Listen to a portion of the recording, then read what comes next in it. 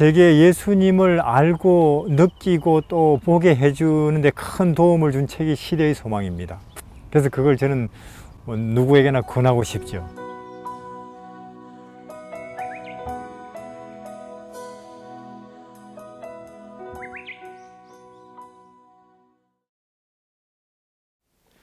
어, 48장 누가 가장 크냐.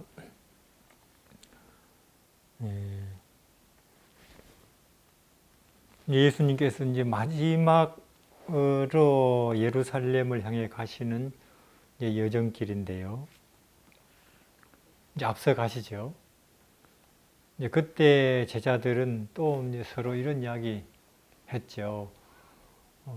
아마 그분이 이번 길에 예루살렘에서 고난 당하시고 죽으실 거라고 했지만은 그건 아마 우리의 충성심을 떠보시는 그런 말씀일지도 모르겠고, 그런데도 우리가 어떻게 반응하는지 보시려고 이 나라를 선포하시지 않겠나. 그런 이야기는 흔히 이제 유다가 먼저 시작하죠. 이제 좀 뒤에 쳐져서. 그러면 이제 우리끼리 미리 이제 정해 놓자는 거죠. 누가 어떤 자리에. 그때 막상 갑작스럽게 당하면 혼란스러울 거니까 당연히 총리는 내가 해야 될 것이고, 유다 말이 그렇죠. 그게 이제 베드로는 또 이제 강하게 반발하겠죠. 어째서 너냐? 예수님이 지금까지 이 우리 12명 중에 우리를 취급하시는 내용으로 봐도 총리 그런 게 아무라도 할 수 있는 자리인가? 유다 논리는 그랬는지도 몰라요. 그게 어떤 지식이 있어야 되고 경험이 있어야 되고 다스려 본 또 경력이 있어야 되는데 너희들 기껏 해봐야 바다에서 고기 잡는 어부들 아니었나? 이제 그렇게 멀찍이서 이제 서로 열띤 이제 논쟁을 하면서 오는 걸 예수님이 다 듣지요. 근데 이게 그런 것 같아요. 우리는 보통 이제 그런 문제를 볼 때 우선 거기서 이제 바로 우리 감정을 실어서 그걸 고치려고 하잖아요. 근데 예수님은 기회를 보시죠. 그들이 알아들을 수 있는 마음의 준비가 되었을 때, 혹은 또 교훈할 수 있는 상황이 되었을 때, 드디어 이제 가버나움에 오셨고, 우선 예수님이 이제 제자 베드로를 심부름 보내시잖아요. 거기 이제 성전에 입장료 내실 돈. 또 베드로 있는 자리에서 그 이야기 처음 꺼내면 좀 베드로가 제일 열성적으로 그 논쟁에 가담했기 때문에 약간 쑥스러웠는지도 몰라요. 그래서 노중에 무슨 이야기를 그렇게 열띠게 했는가? 말이 없죠. 서로 눈치만 보다가 이제 드디어 한 제자가 용기를 내서 묻는 거예요.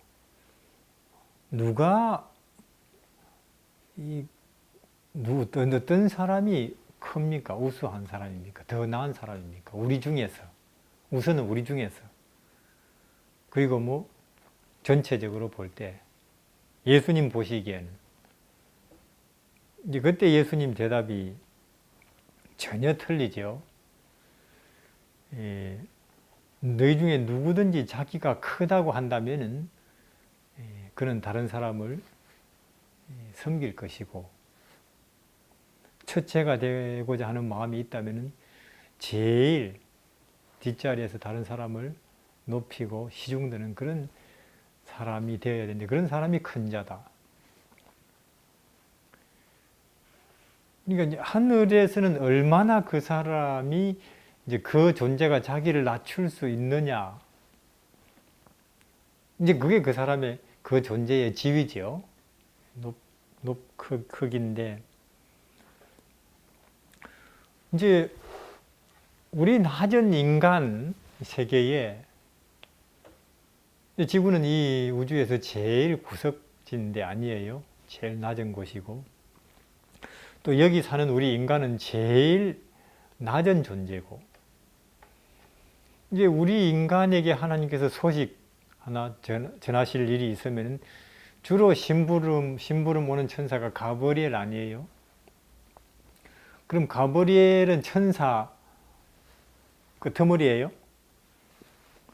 천사장이죠. 그럼 우리가 지금 우리 이 땅에서 우리한테 편지 하나 전해주려고 우리한테 총리가 와요? 안 그렇거든요. 우체부 아저씨 오지. 이게 가브리엘 왜 그가 천사장이냐? 천사 중에서도 가장 자신을 낮출 수 있는 능력이 큰 천사라는 거예요. 가장 낮은 존재를 능히 섬길 수 있는 존재. 그러면 가브리엘보다 더 자신을 낮출 수 있는 능력. 가브리엘도 우리 인간의 발을 씻어준 적은 없거든요. 가브리엘도. 그러나 예수님은 우리 인간 앞에 엎드려서 우리의 발을 씻어주신단 말이에요. 33년 내내 손과 발로 끊임없이 섬기고 우리를 높이고. 왜 그러냐? 그분이 가브리엘보다 더 높으신 분이라는 거죠. 그분이. 그러니까 이 땅하고는 완전히 틀리잖아요. 이 땅하고는. 우리는 그 반대의 가치, 질서 속에 살죠. 그러니까 하늘에 가면은 이제 그가 높은 사람, 지위가 높다 그러면 그들이 빗자루나 걸레 들고 왔다 갔다 하는 거예요. 물주전자 들고. 컵에 물 따라주고. 하늘에 가서 그런 일 기쁘게 즐겁게 하고 싶다면은 이 땅에서 높은 자리, 크다는 소리 들으려고 작정해도 돼요. 그럴 자신이 없다면 아예 낮은 자리에서 계속 다른 사람보다 낮은 자리에 머물러 있는 게 좋을 것입니다. 하늘은 그런 곳이다. 제자들은 아주 이제 엄숙하게 듣죠. 하늘은 그런 곳. 이제 예수님께는 사실 그 제자들 마음속에 있는 생각, 그리고 그들의 오고 가는 논쟁을 들으면서 예수님 몸서리가 쳐져요. 왜냐하면 지금 이 제자들 생각 속에 있는 그 정신, 그들 대화 속에 오고 가는 그 내용은 다름 아닌 루스벨의 본질이거든요. 그렇잖아요? 이 무시무시한 6천년 선과 악의 싸움을 야기시킨, 그리고 우리 인류 역사상 그렇게 역사 속에 있던 크나큰 고통들, 1차 대전, 2차 대전, 전염병, 각종 학살, 기근, 이런 크고 작은 모든 슬픔, 고통, 분쟁과 모순의 근원적인 원인이죠. 지금 이 제자들 마음속에 있는 생각이 그 루스벨 속에 있던 정신이죠. 루스벨의 근본적인 정신. 그러니까 그것이 하늘을 어지럽혔고 하늘에 전쟁이 있게 했고 지금 이 땅 인류의 고통이 6천년 동안 지속되게 하고 있는 그 루스벨의 이 정신, 모든 고통의 가장 근원적인 정신이 여전히 제자들 속에 그대로 꿈틀거리고 있는 거예요. 루스벨의 정신이, 루스벨의 영향이, 루스벨의 이 사상이. 그걸 예수님을 보시면서 굉장히 엄숙하고도 인상적인 말씀을 하시는 거죠.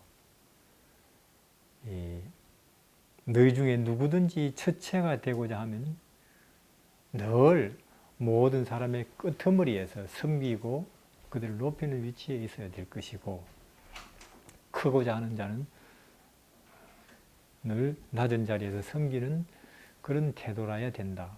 그리고는 이제 가장 인상적으로 이제 어린아이 하나를 그들 중에 데려다 세우시고는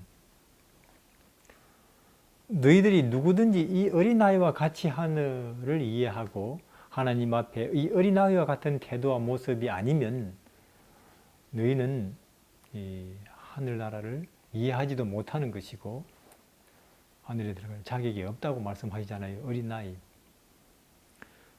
그러면서 이제 근데 우리가 나이가 들면 그렇잖아요. 나이가 들면 점점 자기 주장이 세져요.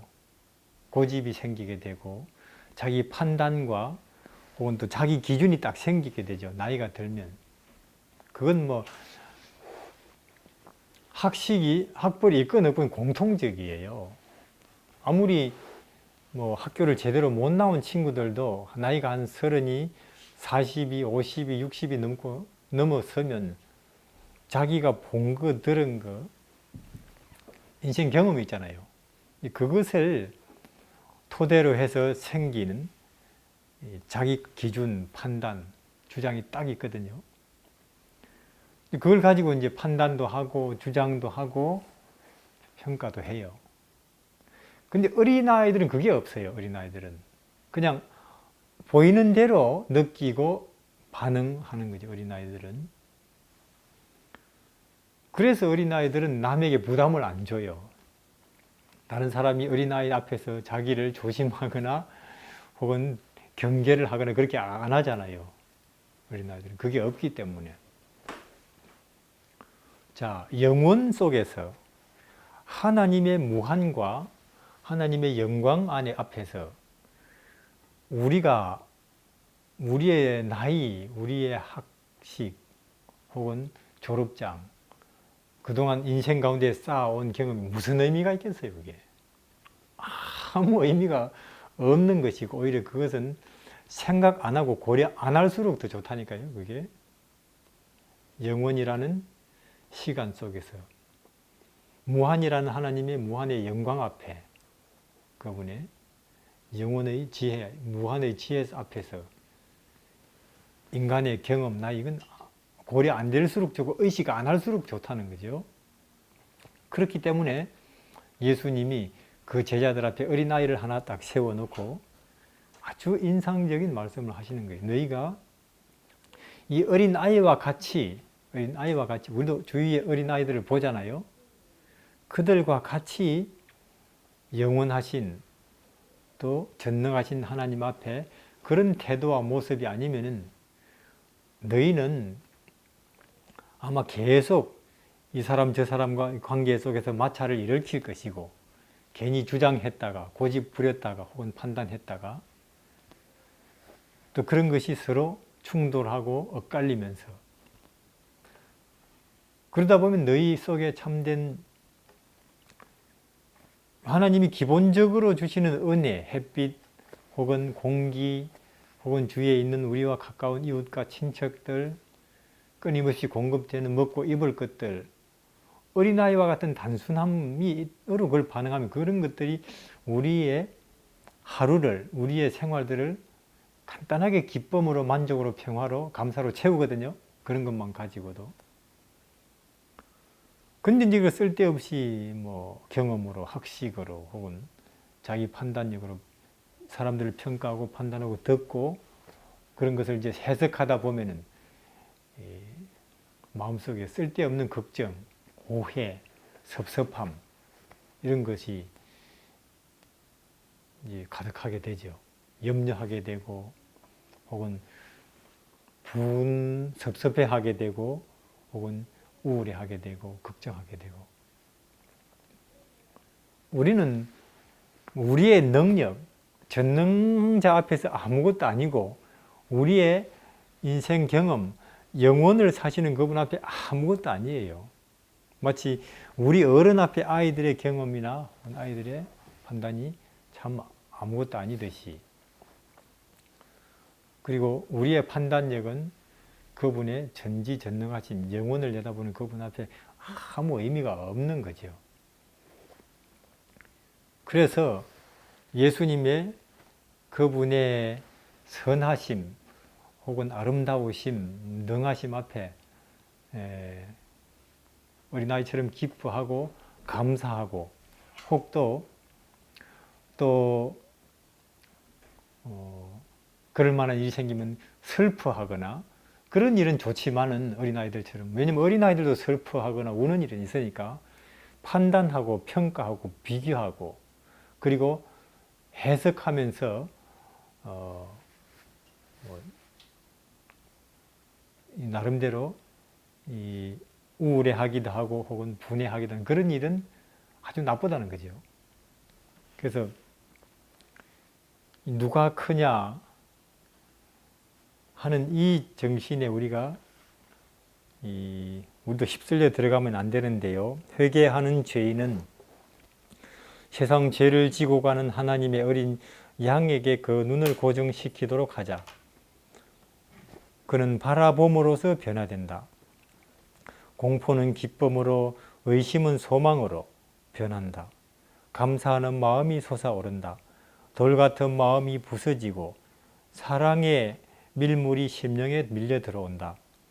예수님께서 그의 마음에서 영생하도록 솟아나는 샘물이 되신다. 우리가 슬픔의 사람이요 질고를 아는 자이신 예수께서 잃어버린 자를 구원하시기 위하여 일하시면서 멸시와 조롱과 경멸을 받고 당신의 사명을 성취하시기까지 이 동네에서 저 동네로 쫓기신 그 모습을 볼 때 겟세마네 동산에서 피땀을 흘리시고 십자가 위에서 고뇌와 죽음을 당하시는 그분을 보게 될 때 우리의 자아는 더 이상 인정받기를 요구하지 않을 것이다. 내 선택, 내 판단 혹은 내 주장은 더 이상 참 아무것도 아니고 그것이 오히려 부끄럽고 그것이 인정받는 것을 더 이상 바라지 않는다는 거죠. 그런 예수님을 우리가 어린아이처럼 순진하게 바라보고 사는 사람이 될 때,